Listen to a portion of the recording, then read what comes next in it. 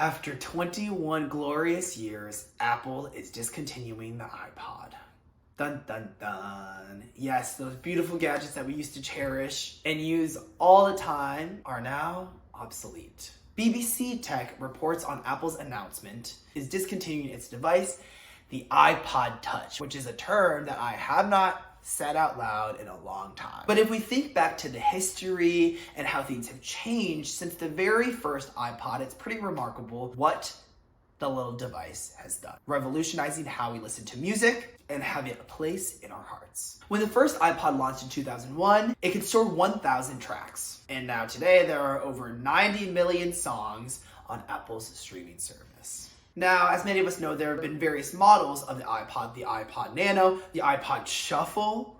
I had one of those. But the iPod Touch, which was first released in 2007, is the last model to be discontinued. And Apple says that they'll be able to sell more of them while stock lasts. As you can imagine, in turn, iPod fans have gone to social media to talk about their thoughts. One user states that the iPod was the most innovative device of our generation, leading to changes in how we function, communicate, and collaborate.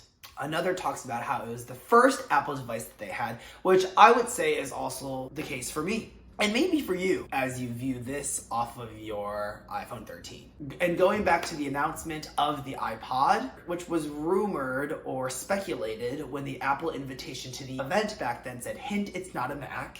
Jobs during that event said, music's been around forever and it will always be around. Followed by the big headline, 1,000 songs in your pocket. Of course, tech experts have been saying for years that when Apple came out with the iPhone, it would later make the iPod obsolete, which is exactly what happened and what most of us predicted would happen. And another tech expert states that the demise of the iPod is probably the best example of how Apple is not afraid of cannibalizing its own products.